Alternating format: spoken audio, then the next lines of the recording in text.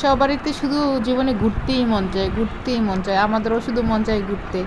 তো বাঁশখালী আসলাম, বাঁশখালী তো সবটা তো ঘুরতে হবে। অনেক বড় একটা থানা। এখানে একদিন এক সাইডে গেলে অন্য সাইডে আর যাওয়া হয় না।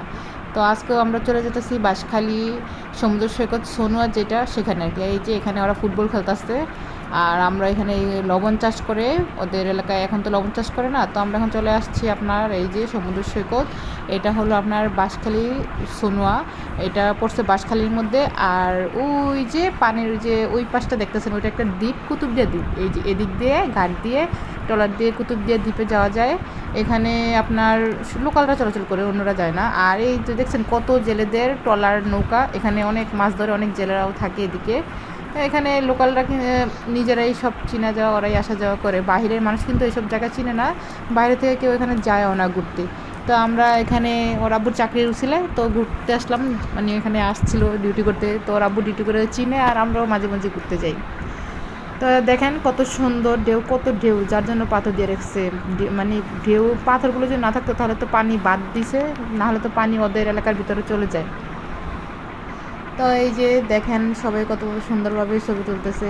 আর কাশিয়া বাদাম খেয়ে বাদামের পলিথিন নিয়ে দৌড়াদৌড়ি করতেছে, আর কি করার। এই যে নৌকাগুলো দেখছেন জেলেদের, এই আর এই যে দেখেন এখানে লবণ চাষ করা হয়। এখন কিন্তু লবণের সিজন না, কারণ বর্ষাকালে লবণ চাষ করে না, সব পলিথিন দিয়ে ডাইখা রাখে। যখন আপনার শীতকাল হবে তখন ওই যে আপনার লবণ চাষ করবে। তো আমরা এখন ঘোরাঘুরি করে যে আমিও একটু ভিডিও করে নিই। আর কাশিয়ারে বললাম পলিথিনটা উড়াই দাও, কিন্তু দেখেন উড়ানোর পরও ওর পলিথিন ওর পিছু ছাড়তেছে না। ও হাঁটতেছে, ওর পিছু পিছু পলিথিনও হাঁটতেছে। আর জারিফ, এই যে দেখেন জারিফ কী করে, মানে ওরে তো ধরে রাখতেই হয়, কোথাও গেলে ধরে রাখতেই হয়। ওরে নিয়ে হইলো আরও টেনশন, ছেড়ে দেওয়া যায় না, সবসময় ধরে রাখতে হয়। কোন সময় কোন দিকে একটা দৌড় দেয়, উঁচা নিচা পাথর, এই জন্য মানে দেখে শুনে রাখতে হয়। তো এখন আমরা চলে যাব।